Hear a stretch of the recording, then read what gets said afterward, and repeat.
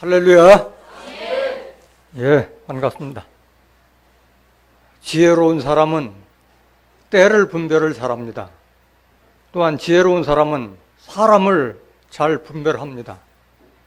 오늘도 증거되는 말씀을 통해서 이 시대가 어떠한 때인지, 또 이 시대에 우리는 누구를 만나야 구원을 얻을 수 있는지 깨달아 복받는 복된 시간 되시길 원합니다. 이 시간 허락하신 하나님 말씀은 계시록 1장 1절부터 6절까지입니다. 봉독해 드리겠습니다. 예수 그리스도의 계시라. 이는 하나님이 그에게 주사 반드시 속히 될 일을 그 종들에게 보이시려고 그 천사를 그 종 요한에게 보내어 지시하신 것이라. 요한은 하나님의 말씀과 예수 그리스도의 증거, 곧 자기의 본 것을 다 증거하였느니라. 이 예언의 말씀을 읽는 자와 듣는 자들과 그 가운데 기록한 것을 지키는 자들이 복이 있나니 때가 가까움이라. 요한은 아시아에 있는 7 교회에 편지하노니 이제도 계시고 전에도 계시고 장차 오실 이와 그 보좌 앞에 7 영과 또 충성된 증인으로 죽은 자들 가운데서 먼저 나시고 땅의 임금들의 머리가 되신 예수 그리스도로 말미암아 은혜와 평강이 너희에게 있기를 원하노라. 우리를 사랑하사 그의 피로 우리 죄에서 우리를 해방하시고 그 아버지 하나님을 위하여 우리를 나라와 제사장으로 삼으신 그에게 영광과 능력이 세세토록 있기를 원하노라. 아멘. 계시록 1장 1절부터 6절까지 봉독해 드렸습니다. 봉독해 드린 말씀을 통해서 계시록 시대의 은혜와 평강이란 제목으로 말씀을 증가하도록 하겠습니다. 계시록 시대의 은혜와 평강. 계시라고 하는 것은 10개자, 보일시자에서 마치 방문을 열어서 그 안에 있는 것을 보여주듯이 장래에 이루어질 일을 미리 앞둬서 보여주는 것을 계시라고 한 줄 믿습니다. 그래서 계시의 말씀을 다 모아놓은 것을 계시록이라고 말씀하시는 거예요. 성경은 끝도 한도 없이 전파만 되는 것이 아닙니다. 계시록이 이루어지면 성경은 끝이 나는 줄 믿습니다. 지금 계시록이 기록된 지 몇 년 지났어요? 2000년이 넘었잖아요. 2000년이 넘었는데 아직 끝이 안 이루어졌어요. 언젠가는 하나님의 말씀은 기록대로 다 이루어지는 줄 믿습니다. 오늘 여러분들은 본문 말씀을 들었지만은 이 계시록 시대의 은혜와 평강은 누구를 통하여 우리가 은혜와 평강을 받을 수가 있느냐? 이것이 핵심인 줄 믿습니다. 구약 시대는 예수 그리스도님이 안 계셨어요. 구약 시대는 하나님이 직접 천사를 통해서 직접 선지자들한테 임하기도 하고 해서 구약 시대의 은혜와 평강은 누구로 말미암아 은혜와 평강을 얻을 수 있어요? 하나님 혼자, 하나님으로 말미암아 은혜와 평강을 얻을 수가 있었어요. 신약 시대에 와서 하나님께서 택하신 하나님의 아들 예수 그리스도가 임해서 하나님의 말씀을 우리 사람들에게 다 대언한 그 시대에는 은혜와 평강을 하나님과 예수 그리스도로 말미암아 은혜와 평강을 입을 수가 있었는데, 오늘 본문 말씀에 보니까 이제도 계시고 전에도 계시고 장차 오실 이, 다시 말씀을 통해서 증거하겠지만 하나님과 또 충성된 증인 예수 그리스도 말미암아 은혜와 평강이 있는데 하나가 더 추가된 게 있어요. 누구예요? 그냥 7명이에요? 어디 앞에 있는 7명이에요? 보좌 앞에 있는 7명이 추가됩니다. 오늘 그 교회를 오랫동안 다녀도 계시록에 대한 내용을 들어보지 못한 사람들은 보좌 앞에 있는 일곱 영이라는 것은 도대체 뭔 말인지 알 수도 없고, 또 계시록을 설사 들었다 하더라도 계시록을 알게 해주는 사명자를 통해서 듣지 않으면은 일곱 영이 뭔지 알 수가 없는 거예요. 특히 오늘 제가 이 말씀을 여러분들한테 증거하는 것은 고정관념을 좀 깨라는 말씀에서 이 말씀을 택한 거예요. 많은 사람들이 하나님과 예수님을 믿는 사람들은 하나님의 뜻과 섭리를 하나님과 예수님을 통해서 이루어진다고만 생각하지, 보좌 앞에 일곱 영을 통해서 우리가 은혜와 평강을 받을 수 있다는 것은 꿈도 꾸지도 못하고 생각지도 못하는 거예요.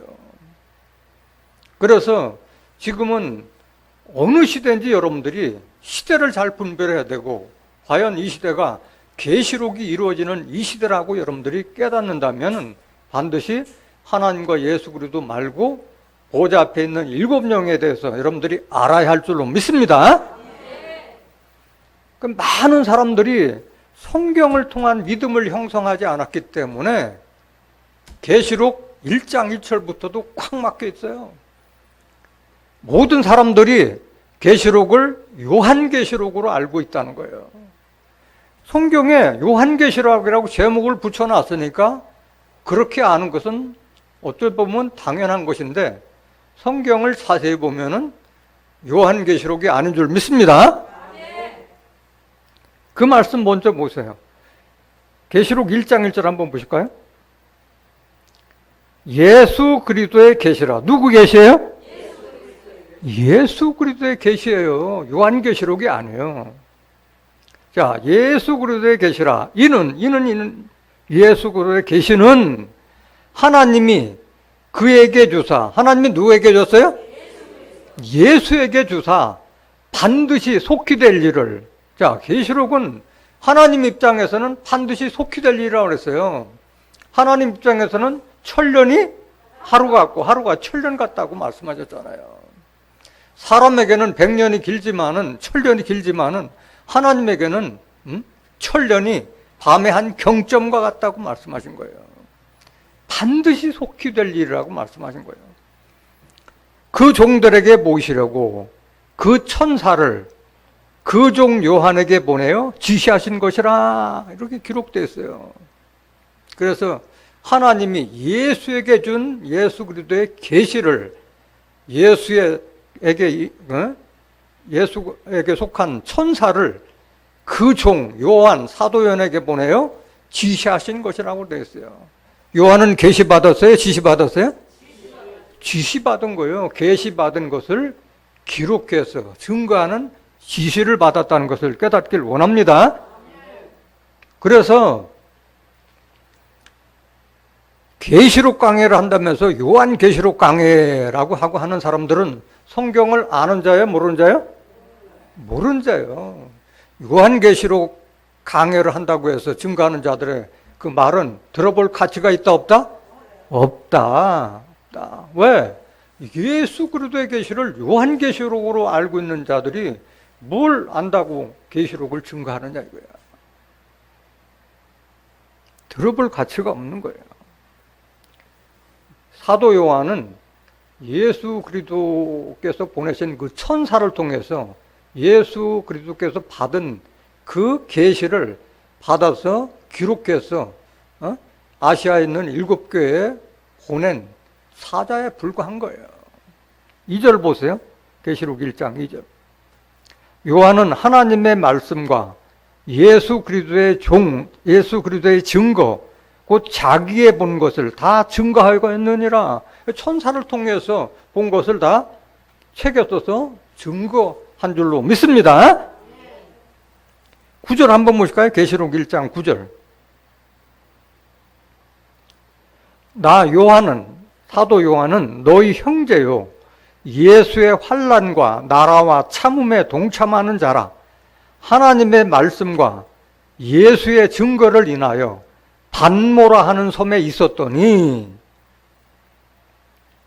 주의 날에 내가 성령에 감동하여 내 뒤에서 나는 나팔 소리 같은 큰 음성을 들으니 가로되 너 보는 것을 책에 써서 에베소, 서모나, 보가모, 두아디라, 사대, 빌라델비아, 라오디게아 7교회에 보내라 하시기로 이렇게 기록되어 있어요. 천사를 통해서 예수 그리스도의 계시를 그 증거를 받은 것을 기록해서 7교회에 보낸 사명을 받은 줄 믿습니다. 그렇기 때문에 여기에 나오는 에베소, 소모나, 보가모, 두아디라, 사데, 빌라델비아, 라오디게아 7교회, 이 교회는 그 원래 구약 시대에 그 예수님 이후에 그 유럽과 아시아에 이 말씀이 전파돼서 그 당시에 세워졌던 교회인데 지금은 다 없어지고 일부 한 2개 교회만 흔적만 좀 남아있을 뿐이지 없는 거예요. 그래서 여기에 말하는 에베소, 소무나, 보가마, 두아디라, 사데, 빌라델비아, 라우디게아 7교회는 실제 그 교회를 말하는 것이 아니라 종말의 어떤 영적 교회를 상징하는 줄 믿습니다. 그래서 이 7교회에 속한 교회가 아니고서는 계시록의 실상을 알 수 있다 없다? 없다. 왜? 그 실상을 알 수가 없게 돼 있어요. 그 7교회만 보냈기 때문에 7교회에 해당되지 않으면은 계시록의 섭리를 깨달을 수가 없는 거예요. 누구 뜻이요? 하나님 뜻인 거예요. 하나님 뜻인 거예요. 3절 보세요. 계시록 1장 3절. 이 예언의 말씀을 읽는 자와 듣는 자들과 그 가운데 기록한 것을 지키는 자들이 복이 있나니 때가 가까움이라 라고 기록됐어요. 왜 우리가 왜 계시록을 알아야 되냐? 왜 계시록을 알아야 돼요? 복 받기 위해서 계시록을 알아야 돼요. 계시록은 열면은 99%가 전부 다 심판과 환난으로 기록되어 있잖아요. 그 가운데서도 우리가 복을 받고 은혜와 평강을 누리기 위해서는 계시록의 섭리를 알아야 할 줄로 믿습니다. 복 받기 위한 거예요. 심판과 환난을 면하고 어떻게 하면 내가 복을 받고 은혜와 평강을 누리느냐, 그걸 위해서 계시록을 알아야 하는 줄로 믿습니다. 또 알아야 되는 섭리는 뭐가 가까움이라? 때가 되었기 때문에 알아야 되는 거예요. 때가 되지 않으면은 알 수도 없을 뿐만 아니라 또 때가 되지 않으면 그런 축복을 받을 수가 없기 때문에 때가 되었기 때문에 알아야 할 줄로 믿습니다. 근데 중요한 것은 여기 보면 이 예언의 말씀을 읽는 자와 듣는 자들과 그 가운데 기록한 것을 지키는 자들이 복이 있나니 때가 가까움이라 이렇게 기록되어 있어요. 이 예언의 말씀, 계시록의 말씀을 읽는 자는 단수예요, 복수예요? 단수예요. 읽는 자로 한 사람으로 나와 있어요. 계시록 강해라고 해서 아무나 이 계시록을 강해할 수 있는 그 내용이 아닌 거예요. 읽는다는 것은 책을 읽는다는 것이 아니라 여기 보면 듣는 자들이 나오잖아요. 듣는 자들이 듣고 알아들을 수 있도록 재해석해 준다는 그런 뜻인 줄로 믿습니다. 성경은 다 누구나 다 계시록을 다 읽지만은 여러분들이 읽는다고 여러분들 계시록을 알 수 있었어요? 알 수가 없어요. 다 비유로 기록됐기 때문에 한 말씀도 알아들 수 없는 게 계시록인 거예요. 이 예언의 말씀을 읽는 자가 되는데 이 계시록뿐만이 아니라 하나님의 뜻과 섭리는 계시를 받는 자 외에는 아무도 알 수 없다고 예수님께서 직접 말씀하신 거예요. 마태복음 11장 27절 한번 보실까요? 내 아버지께서 모든 것을 내게 주셨으니 아버지 외에는 아들을 아는 자가 없고 아들과 또 아들의 소원대로 계시를 받는 자 외에는 아버지 하나님을 아는 자가 없느니라. 예수님께서 말씀하신 거예요. 예수님 당시에도 율법사 바리새인들뿐만 아니라 제사장들, 대제사장들이 얼마나 많았어요. 그런데 그들이 하나님 뜻을 알았나요? 알지 못했어요. 하나님께서는 한 시대에 한 선지자 외에는 보내지 않았어요. 왜? 하나님의 영은 유의할지라도 남아돌지라도 하나만 택한 것은 경건한 후손을 얻기 위함이라고 말씀하신 거예요. 말라기서 2장 15절. 그 섭리를 알아야 되는 거예요. 말라기서 2장 15절. 여호와는 영이 유효하실 자. 영이라는 것은 말씀. 요한복음 6장 63절에 기록된 말씀과 같이 살리는 것은 영이요 육은 무익하니라. 내가 너에게 이른 이 말이 영이요 생명이라. 하나님의 말씀이 유효 남아 넘친다 할지라도 오직 하나를 짓지 아니하였느냐. 어찌하여 하나만 지으셨느냐. 이는 경건한 자손을 얻고자 하심이라. 하나님께서 택하신 거룩하고 경건한 자손을 얻기 위해서 한 사람을 택해서 역사하고 섭리한다는 것을 깨닫기를 원합니다. 그럼 도대체 이 계시록을 읽어주는 자, 알아듣도록 해석해주는 자가 누구냐? 계시록 10장 8절 한번 보실까요?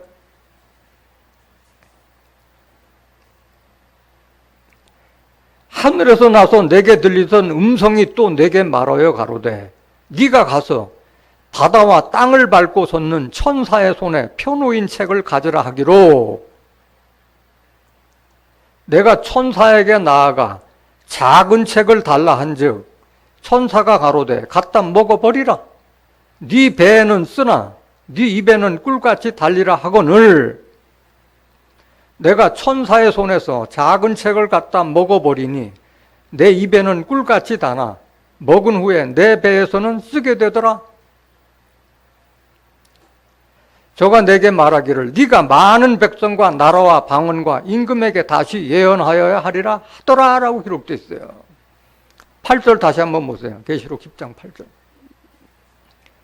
하늘에서 나서 내게 들리던 음성이 또 내게 말하여 가로되 네가 가서 바다와 땅을 밟고 섰는 천사의 손에 펴놓인 책을 가지라 하기로 라고 되는데 여긴 마치 사도 요한이 펴놓인 책을 가지라 하는 걸로 이렇게 이해할 수가 있는데 이것은 그것이 아니에요. 계시록은 사도 요한 이후에 이루어질 일인 줄 믿습니다. 사도 요한이 받는 게 아니에요. 사도 요한을 빙자한 종말의 선지자를 상징하고 있다는 것을 깨닫길 원합니다. 호세아서 12장 10절에 보면은 선지자를 빙자하여 비유를 베풀었다고 말씀하신 거예요. 천사의 손에 펴놓인 책이라고 하는 것은 계시록 5장 1절 한번 보세요. 계시록 5장 1절. 계시록 5장 1절. 내가 보매 보좌에 앉으신 이의 오른손에 책이 있으니 안팎으로 썼고 7인으로 봉하였더라. 보좌에 앉으신 이 누구예요? 하나님의 오른손에 책이 있는데 안팎으로 썼고 7인으로 봉하였다고 그랬어요. 그 책을 말하는 거예요. 2절부터 계속 보세요. 또 보면 힘 있는 천사가 큰 음성으로 외치기를 누가 책을 펴며 그 인을 떼기 합당하니 아니. 하나님 손에 있는 책을 누가 과연 펴겠느냐. 편다는 것은 펴서 읽어주고 구원받을 수 있도록 해석해 준다는 그런 뜻인 거예요. 책이야 누구든지 펴잖아요. 펜다는 것이 읽는다는 것이 듣는 자들이 깨달을 수 있도록 해석해 주는 말씀하지 책을 편다고 말씀하신 거예요. 3절 보세요. 하늘 위에나 땅 위에나 땅 아래에 능히 책을 펴거나 보거나 할 리가 없더라. 하나님 손에 있는 그 책을 누가 과연 펴서 해석해주고 펴거나 보거나 할 리가 없다고 말씀하셨어요. 4절 보세요. 이 책을 펴거나 보거나 하기에 합당한 자가 보이지 않기로 내가 크게 울었더니 장로 중에 하나가 내게 말하되 울지 말라. 유대 지파의 사자 다윗의 뿌리가 이기었으니 누구예요? 예수님 다윗의 뿌리. 예수님 계시록 22장 16절 나 예수는 다윗의 뿌리요 자손이요 광명한 새벽별이라고 말씀하셨잖아요. 예수가 책을 핀다고 말씀하신 거예요. 이 책과 그 7인을 떼시리라. 책을 펴는 것은 구원의 섭리예요. 알려주는 거고 인을 떼는 건 뭐예요? 심판이에요. 계시록 6장 1절부터 인을 떼면은 심판에 시작되는 거예요. 심판이. 6절 보세요. 6절. 계시록 5장 6절.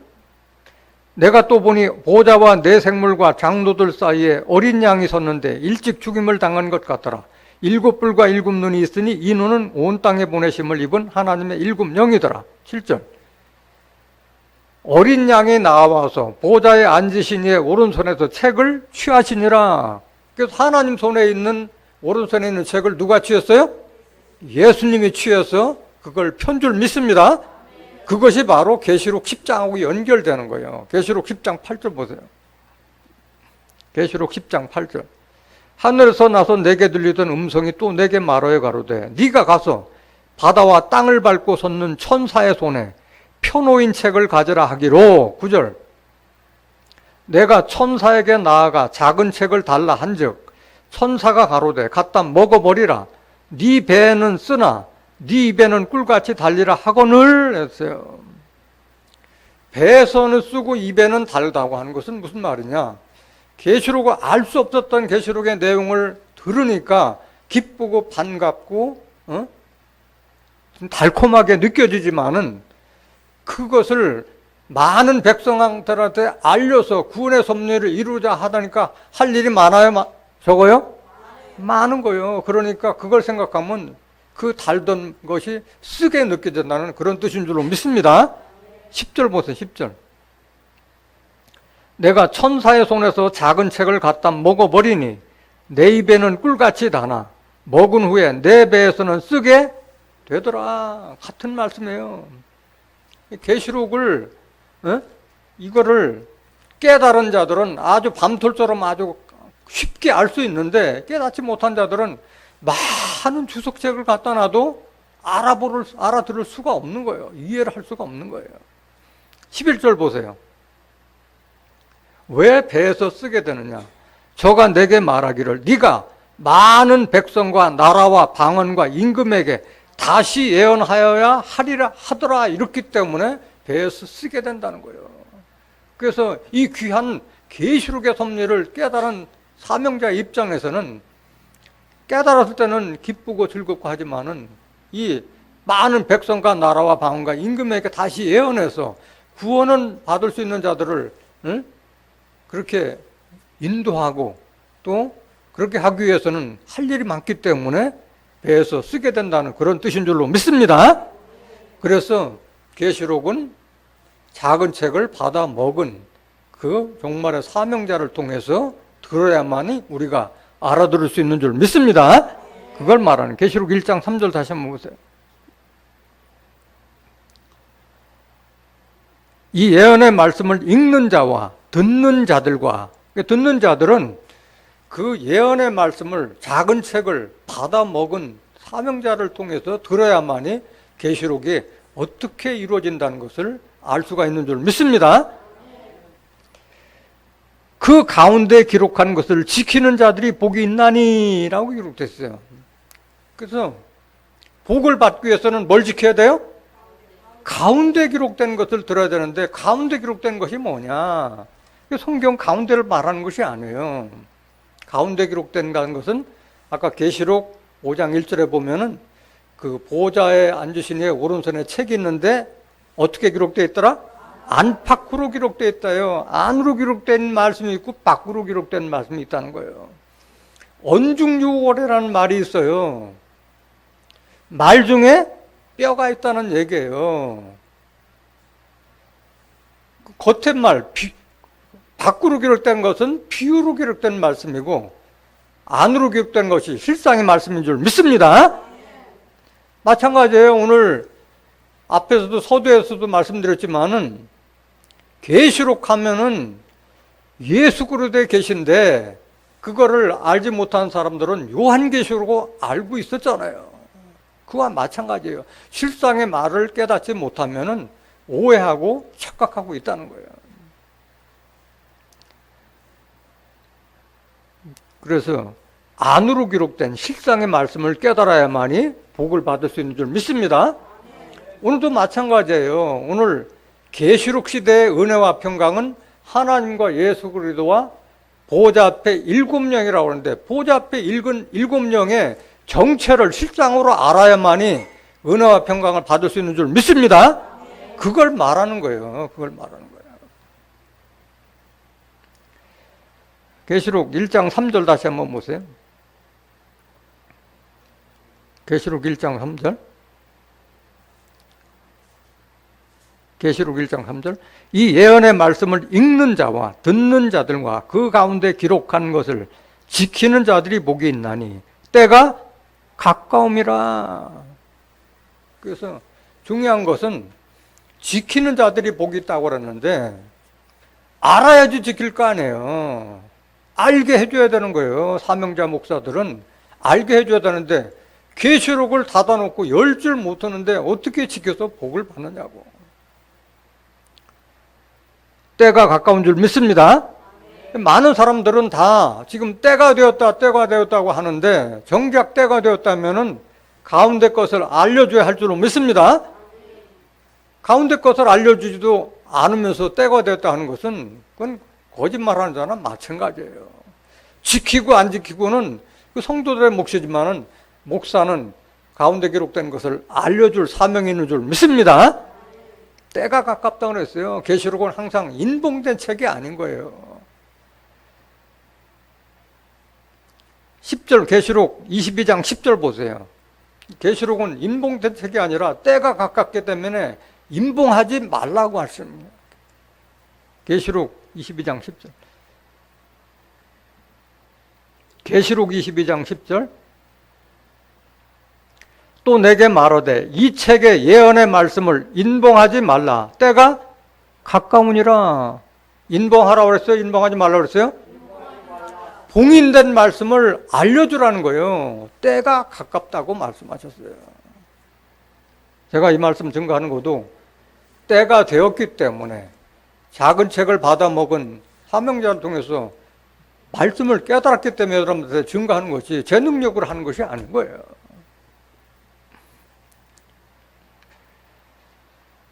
계시록 시대는 심판과 환란이 있을 것을 다니엘 선지자 또는 예수님도 직접 말씀하셨어요. 다니엘서 12장 1절 한번 보실까요? 그래서 계시록 시대는 계속 심판과 환란만 기록돼요. 다니엘서 12장 1절.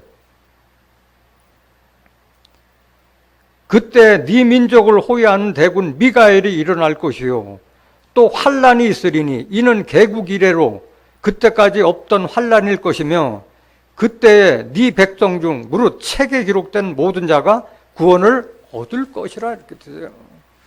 그래서 엄청난 환란이 있지만은 책에 기록된 자들은 구원을 얻는다는 것을 다니엘 선지자가 예언한 줄로 믿습니다. 그러니까 심판과 환란 속에서도 구원받을 자가 있다는 거예요. 마태복음 24장 21절 한 번 더 보실까요? 이는 그때에 큰 환란이 있겠습니다. 창세로부터 지금까지 이런 환란이 없었고 후에도 없으리라. 계시록의 심판과 환란을 예언한 거예요. 예수님께서. 22절 보세요. 그 날들을 감하지 아니할 것이면 모든 육체가 구원을 얻지 못할 것이나 그러나 택하신 자들을 위하여 그 날들을 감하시라. 그 택한 자들에게는 심판과 환란을 감해준다는 일이 있을 것을 이미 예수님께서 예언하신 거예요. 그래서 이렇게 계시록 시대에는 심판과 환란으로 이루어지는데 이때에도 은혜와 평강을 받을 자가 있다는 거예요. 계시록 3장 10절 한번 보세요. 어떤 자들이 이 심판과 환란을 피하게 되느냐. 네가 나의 인내의 말씀을 지켰은즉 내가 또한 너를 지키어 시험의 때를 면하게 하리니. 이걸 말하는 거예요. 계시록의 심판과 환란의 시험의 때를 면케 한다는 거예요. 하나님의 인내의 말씀을 지킨 자들에게 이런 혜택이 임하는 줄 믿습니다. 이는 장차 온 세상에 임하여 땅에 거하는 자들을 시험할 때라. 땅에 거하는 자, 하늘에 속한 자가 아니라 땅에 거하는 자들을 시험할 때를 계시록의 심판과 환난 후 유한 줄로 믿습니다. 또 누가 구원을 받느냐? 계시록 9장 4절 보세요. 저에게 이르시되 땅의 풀이나 푸른 것이나 각종 수목은 해하지 말고 오직 이마에 하나님의 인맞지 아니한 사람들만 해하라 하시더라 그랬어요. 이런 심판이 있을 때 이마에 하나님의 인맞지 아니한 사람들만 해를 당하게 될 줄로 믿습니다. 인맞은 자들, 인침받은 자들은 해를 받지 않을 것을 지금 예언해 놓은 거예요. 오늘 본문 말씀 계시록 1장 4절 한번 보세요. 요한은 아시아에 있는 7교회에 편지하노니 이제도 계시고 전에도 계시고 장차 오실 이와 그 보좌 앞에 7 영과 또 충성된 증인으로 죽은 자들 가운데서 먼저 나시고 땅의 임금들의 머리가 되신 예수 그리스도로 말미암아 은혜와 평강이 너에게 있기를 원하노라라고 그랬어요. 4절 다시 한번 보세요. 계시록 1장 4절. 요한은 아시아에 있는 7교회에 편지하노니 이제도 계시고 전에도 계시고 장차 오시리. 누굴 말하는 거예요? 하나님을 상징하고 있는 거예요. 하나님을 상징하고 있는 거예요. 계시록 1장 8절 한번 보세요. 이분이 이제도 계시고 전에도 계시고 장차 오시리가 누군지. 주 하나님이 가라사대 나는 알파와 오메가라. 이제도 있고 전에도 있었고 장차 올 자요 전능한 자라 하시더라. 이제도 계시고 전에도 있고 장차 오실 자는 하나님인 줄 믿습니다. 하나님이요. 계시록 22장 13절 한번 더 보실까요? 계시록 22장 13절. 나는 알파와 오메가요 처음과 나중이요 시작과 끝이라. 그래서 이제도 계시고 전에도 계시고 장차 오시리는 하나님인 줄 믿습니다. 그래서 하나님은 은혜와 평강의 주체가 되시는 분이에요. 주체가 되시는 분이에요.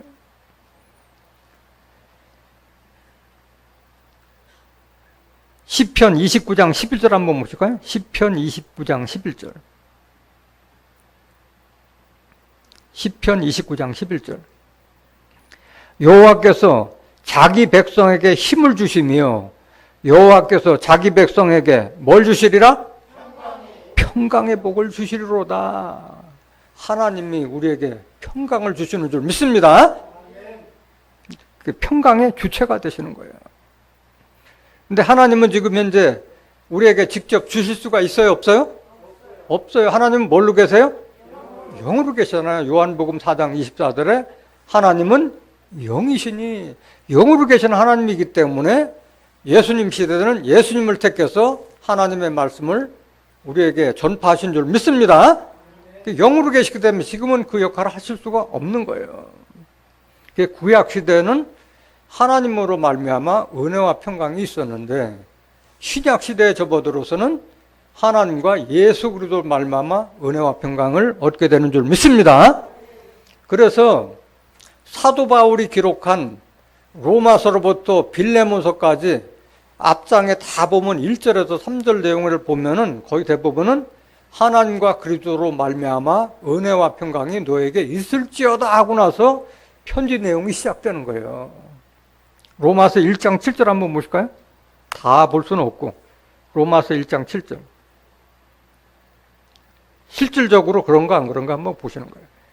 로마에 있어 하나님의 사랑하심을 입고 성도로 부르심을 입은 모든 자에게 하나님 우리 아버지와 주 예수 그리스도로 쫓아 은혜와 평강이 있기를 원하노라라고 기록되어 있어요. 그럼 사도 바울만 그렇게 했느냐? 베드로, 요한도 같은 말씀을 하셨어요. 베드로가 보낸 편지, 베드로전서, 베드로후서도 마찬가지고 요한 1서, 2서, 3서 쓴 요한도 마찬가지로 같은 말씀 하셨어요. 베드로후서 1장 1절 한번 보세요. 베드로후서 1장 1절. 베드로후서 1장 1절. 예수 그리스도의 종과 사도인 시몬 베드로는 우리 하나님과 구주 예수 그리스도의 의를 힘입어 동일하게 보배로운 믿음을 우리와 같이 받은 자들에게 편지하노니 2절.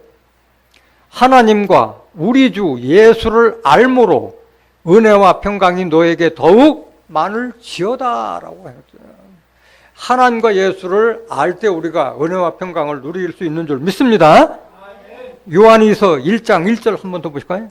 요한은 어떻게 말씀합니까? 요한 2서 1장 1절. 장로는, 요한도 장로였어요. 베드로도 장로였고, 장로는 택하심을 입은 부녀와 그의 자녀에게 편지하노니 내가 참으로 사랑하는 자요 나뿐 아니라 진리를 아는 모든 자도 그리하는 것은 우리 안에 거하여 영원히 우리와 함께 할 진리를 인함이로다. 은혜와 긍휼과 평강이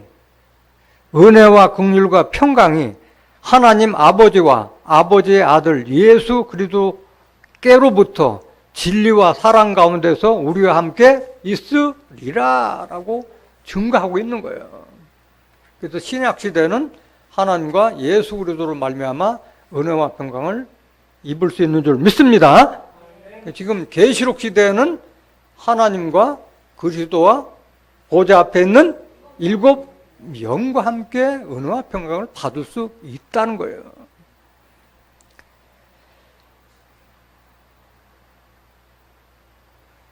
계시록 1장 5절 한번 보세요. 보좌 앞에 있는 7영은 조금 이따 설명을 하겠습니다. 계시록 1장 5절. 또 충성된 증인으로 죽은 자들 가운데서 먼저 나시고 땅의 임금들의 머리가 되신 예수 그리스도로 말미암아 은혜와 평강이 너에게 있기를 원하노라라고 되어 있어요. 예수님은 충성된 증인으로 오셨잖아요. 계시록 3장 14절 한번 보실까요?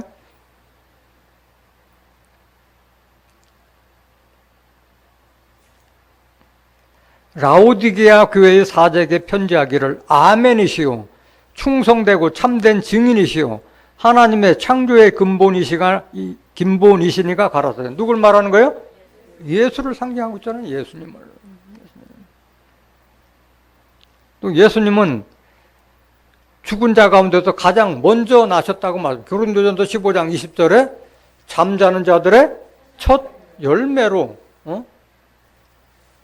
택함 받은 분이 예수님이잖아요. 죽은 자들 가운데서 부활하신 첫 열매로 나타나신 분이잖아요.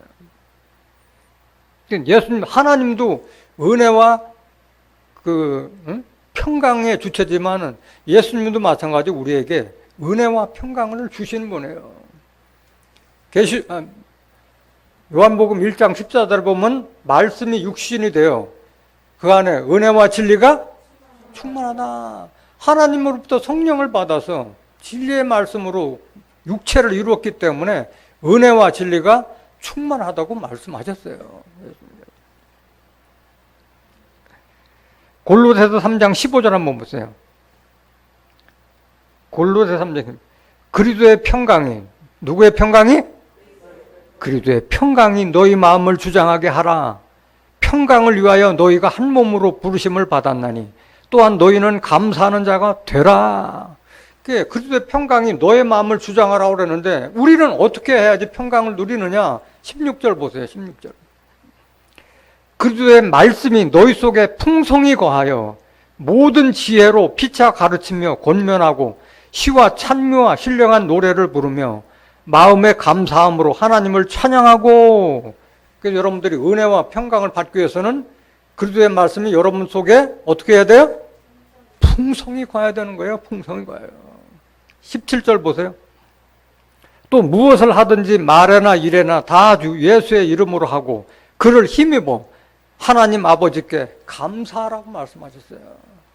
여러분들이 은혜와 평강이 하나님과 그리스도에게 있다는 것을 아는 것이 중요한 게 아니라 7영을 통해서도 마찬가지예요. 하나님 예수님의 말씀 여러분들 속에 풍성히 거해야만이 그런 은혜와 평강을 받게 되는 줄 믿습니다. 근데 지금 현재 예수님은 뭘로 계세요? 영으로 계시기 때문에 직접 우리에게 영으로 계신 분이 육체를 가진 우리에게 직접 증거할 수가 없어요. 고린도후서 3장 17절에 주는 영이시라고 했어요. 영으로 계시기 때문에. 그렇기 때문에 예수님을 대신해서 우리에게 예수님의 말씀을 들어서 우리 마음속에 예수님의 말씀을 풍성히 해줘야 될 대언의 사명자가 반드시 출현해야 할 줄로 믿습니다. 그래서 예수의 증거는 대언의 사명자를 통해서 우리가 받을 수가 있는 겁니다. 계시록 19장 10절 한번 보세요. 계시록 19장 10절. 내가 그 발 앞에 엎드려 경배하려 하니 그가 나더러 말하기를 나는 너와 및 예수의 증거를 받은 네 형제들과 같이 된 종이니 삼가 그리하지 말고 오직 하나님께 경배하라. 예수의 증거는 대언의 영이라 하더라. 예수의 증거는 대언의 사명자를 통해서 우리가 들을 수 있는 줄 믿습니다. 그래서 예수님께서 우리에게 말씀하셨어요. 살리는 것은 영이요 육은 무익하나. 내가 너에게 이런 이 말이 영이요 생명이라고 말씀하셨듯이 하나님의 말씀, 예수 그리스도의 말씀은 우리에게 대언해서 증거하는 사명자가 반드시 출현하게 될 줄 믿습니다. 그런 역할을 하는 것이 바로 보좌 앞에 있는 7 영을 말하는 거예요. 보좌 앞에 있는 영. 그렇다면은 보좌 앞에 있는 7 영은 영이에요? 사람이에요? 사람을 상징하고 있는 거예요. 사람을 상징하고 있는 거예요. 계시록 1장 4절 다시 한번 보실까요? 계시록 1장 4절. 요한은 아시아에 있는 7 교회에 편지하노니 이제도 계시고 전에도 계시고 장차 오시리와 설명드렸어요. 하나님과 그 보좌 앞에 7 영과 기록되어 있어요. 그래서 하나님과 그리스도를 대신해서 사람들에게 하나님의 뜻과 섭리를 알려줄 수 있는 대언의 사명을 감당하는 자가 보좌 앞에 있는 7 영인 줄 믿습니다. 그럼 보좌 앞에 있는 7 영의 정체가 뭐냐, 실상이 과연 뭐냐, 그에 대해서 알아보도록 하겠습니다. 계시록 4장 5절 보세요. 계시록 4장 5절. 보좌로부터 번개와 음성과 내성이 나고 보좌 앞에 7 등불 켠 것이 있으니 이는 하나님의 7 영이라 그랬어요. 보좌는 하나님 보좌를 말씀하시고 계시는 거예요. 보좌로부터 번개와 음성과 내성이 나고 보좌 앞에 7 등불 켠 것이 있으니 이는 하나님의 7 영이라고 말씀하셨어요. 그러니까 7 등불이 7 영인 줄 믿습니다. 보좌 앞에 있는 7 등불이 켜져 있으면 뭘 비춰요? 보좌를 비추는 거예요. 그렇기 때문에 7 등불이 켜졌을 때 하나님의 보좌를 깨달을 수 있는 줄 믿습니다. 하나님의 보좌가 어떻게 구성되어 있다는 것을 알 수 있는 거예요. 7 영을 통해서. 왜? 세상을 향해서도 비추게 하지만 보좌 앞에서 비추기 때문에 보좌를 알 수가 있는 거예요.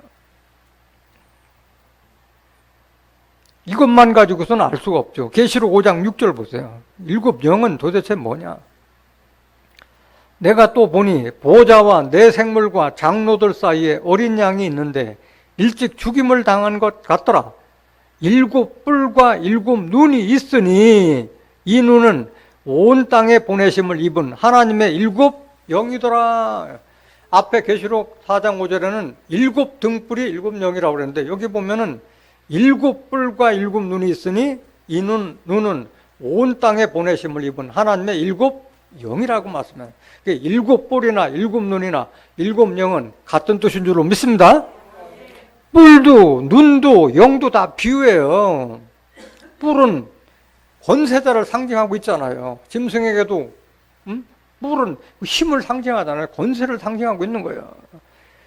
뿔을 뭘 비유하고 있냐? 에스겔서 29장 21절. 에스겔서 29장 21절. 그날에 내가 이스라엘 족속에게 한 뿔이 솟아나게 하고 내가 또 너로 그들 중에서 입을 열게 하리니. 뿔이에요? 사람이에요? 이스라엘 족속에게 한 뿔이 솟아나게 하고 내가 또 너로 그들 중에서 입을 열게 하라고 했잖아요. 사람이잖아요. 그들이 나를 여호와인 줄 알리라. 하나님의 말씀을 증거하는 사명자를 뿔로 비유하고 있는 거예요. 뿔로 비유하고. 근데 몇 뿔이에요? 7 뿔이라고 했어요. 7 뿔. 그럼 7 뿔과 7 눈이 있다는 눈은 또 뭐냐? 눈은 이사야서 29장 10절 한번 보세요. 대저 여호와께서 깊이 잠들게 하는 신을 너희에게 부어주사 너희의 눈을 감기셨음이니. 눈은 뭐요? 선지자를 상징하는 거예요. 눈은 눈이 아니라 선지자를 상징하는 거예요. 너희를 덮으셨음이니 머리는 선견자라. 눈은 눈인데 눈이 감긴 선지자를 만나면 계시록 알아요? 몰라요? 몰라요. 눈을 뜬 선지자, 영안이 열린 선지자를 만나야만이 여러분들이 계시록의 섭리를 알게 되는 줄 믿습니다. 이런 눈 감긴 선지자를 만나면은 계시록은 계속 봉안책의 말이 되는 거예요. 11절 보세요. 하나님께서 선지자들의 눈을 감겼기 때문에 지금 사람들이 계시록을 알 수가 없는 거예요. 그러므로 모든 묵시는 계시록을 옛날 구약 성경에는 다 계시록이라고 하지 않고 묵시록이라고 돼 있어요. 묵시라는 것은 암묵적으로 보여준다는 거예요. 은근하게 보여준다는 것을 묵시라고 하는 거예요. 모든 계시록이 너희에게는 마치 봉안책의 말이라 그것을 유식한 자에게 주며 이르기를 그대에게 청하노니 이를 읽으라 하면 대답하기를 봉하였으니 못하겠노라 할 것이요. 이런 얘기 했잖아요. 계시록 함부로 풀면 큰일 난다고 해가지고 한 번도 증거를 하지 않고 있잖아요.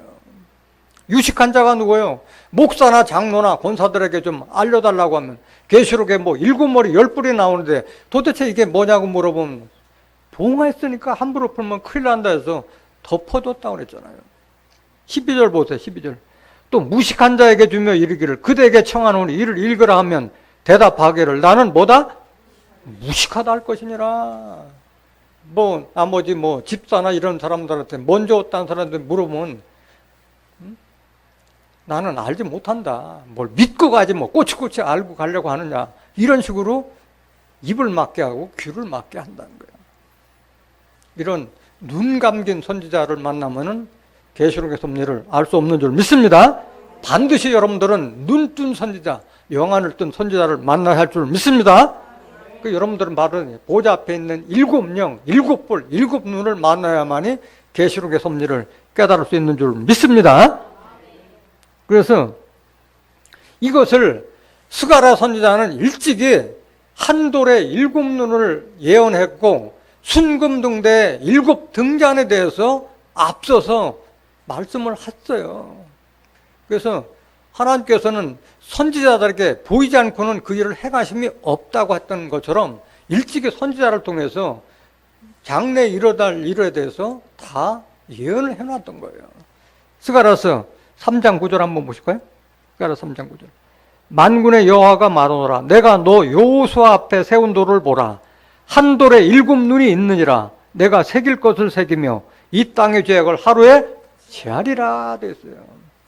한 돌에 무슨 7눈이 있어요. 다 비유잖아요. 돌은 사람을 상징했잖아요. 예수님은 베드로전서 2장 4절에 산돌 또는 사도행전 4장 11절에 머릿돌, 고린도전서 10장 4절에는 단석으로 비했잖아요.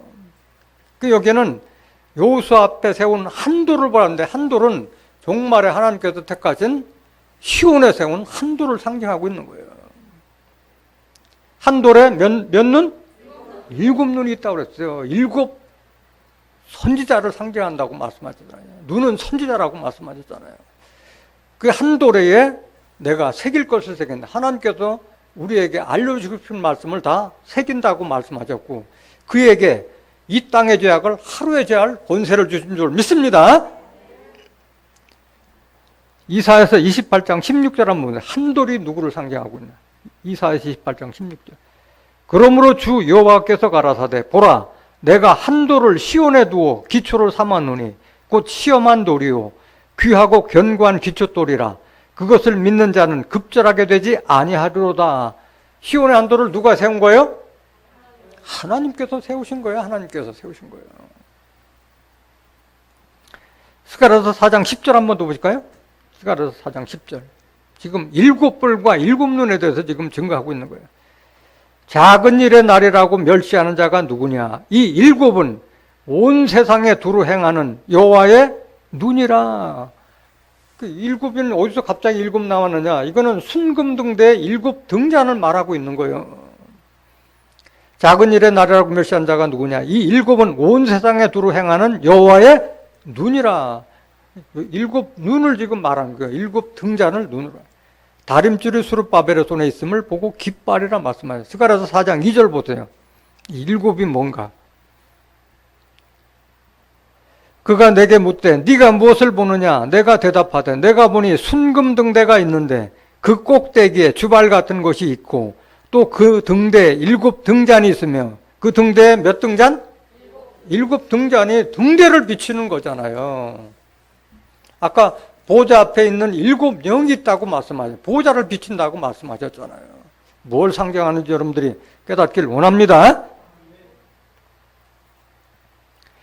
그래서 이 스가랴 선지자는 이렇게 한 돌에 7눈, 순금대 7 등잔을 상징하고 있었는데, 사도 요한은 그 천사를 통해서 본 것은 인자 같은 이의 오른손에 7별로 본 거예요.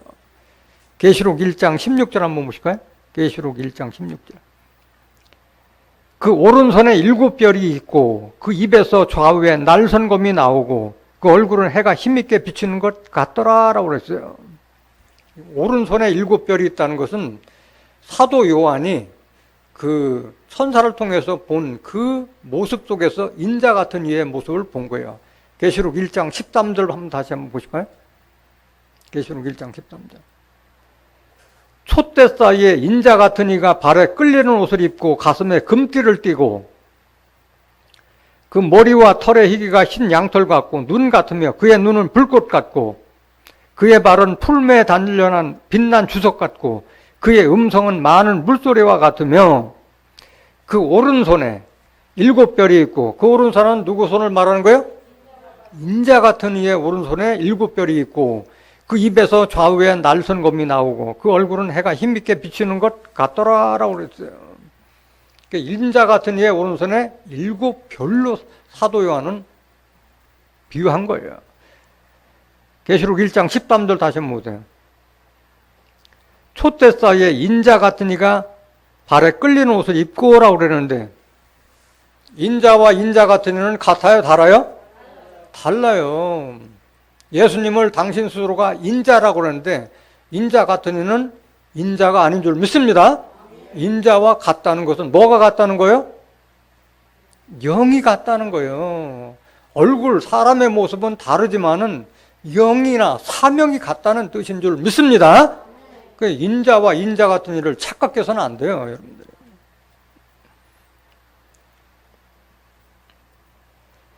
계시록 1장 20절 보세요. 그러면 그 7별의 정체가 과연 뭐냐, 7별. 네 본 것은 내 오른손에 7별의 비밀과 7 금초대라. 7별은 7교회 뭐요? 7교회의 사명자를 7별로 비유한 거예요. 7촛대는 7교회니라. 그래서 교회 사자가 없으면은 불이 꺼진 거나 마찬가지예요. 알 수가 없는 거예요. 그래서 7별은 7교회를, 교회의 사자, 사명자를 상징하고 있다는 것을 깨닫기를 원합니다. 그래서 계시록의 심판과 환란 시대에는 반드시 하나님과, 영으로 계신 하나님과 영으로 계신 예수님을 대신해서 우리에게 그 은혜와 평강을 줄 수 있는 7영, 인자 같은 이의 오른손에 있는 7별과 같은 선지자를 통해서야만이 우리가 계시록의 섭리를 깨닫고 축복을 받게 될 수 있는 줄 믿습니다. 계시록 1장 6절 한번 더 보실까요? 계시록 1장 6절. 5절부터 보세요. 5절부터 보시는 게 됩니다. 계시록 1장 5절. 또 충성된 증인으로 죽은 자들 가운데서 먼저 나시고 땅의 임금들의 머리가 되신 예수 그리스도로 말미암아 은혜와 평강이 너에게 있기를 원하노라. 우리를 사랑하사 그의 피로 우리 죄에서 우리를 해방하시고, 누구의 피로? 예수의 피로 우리 죄에서 우리를 해방하시고, 그 아버지 하나님을 위하여 우리를 나라와 제사장으로 삼으신 그에게 영광과 능력이 세세토록 있기를 원하노라라고 됐어요. 그래서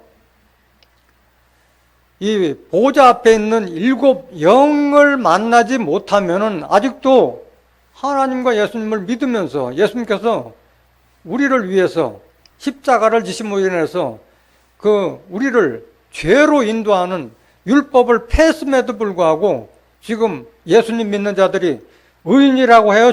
죄인이라고 그래요? 다 죄인이라고 하고 있잖아요. 이걸 깨닫지 못하기 때문에 죄인이라고 하는 거예요. 예수님께서 율법을 폐해서 우리를 해방시켰다는 것조차도 모르고 죄인으로 타고 있고, 또 마지막 시대는 계시록이 이루어질 때는 세상 나라가 무슨 나라? 그리스도의 나라가 제사장 나라로 이루어진다는 자체를 모르기 때문에 매일 성경 제자리 걸음하고 있는 거예요. 믿음이 성장하지를 못하고 있는 거예요. 제사장이 된다는 것은 꿈도 못 꾸고 있는 거예요. 하나님은 우리에게 제사장 될 것을 원하고 계시는데. 로마서 8장 1절 한번 보세요. 로마서 8장 1절. 그러므로 이제 그리스도 예수 안에 있는 자에게는 결코 정죄함이 없나니. 그러니까 지금 죄인이라고 하는 자는 예수 안에 있어요? 예수 밖에 있어요? 예수 밖에 있는 거예요. 그리스도 안에 있는 자에게는 결코 정죄함이, 죄를 정할 게 없다고 그랬잖아요. 이걸 모른다는 거예요. 2절. 이는 그리스도 예수 안에 있는 생명의 성령의 법이 죄와 사망의 법에서, 죄와 사망의 법이 무슨 법이에요? 율법.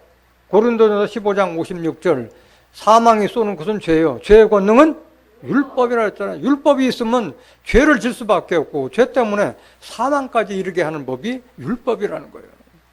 거기서 너를 해방하였음이라 하는 거예요. 이 자체도 모르고 있다는 거예요. 예수님이 그 피로 우리를 샀다고 말씀하셨어요. 왜 샀느냐?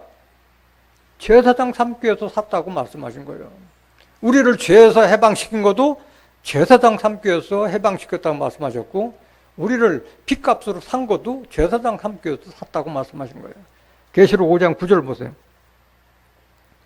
새 노래를 노라여 가로되 책을 가지시고 그 인봉을 떼기에 합당하시도다.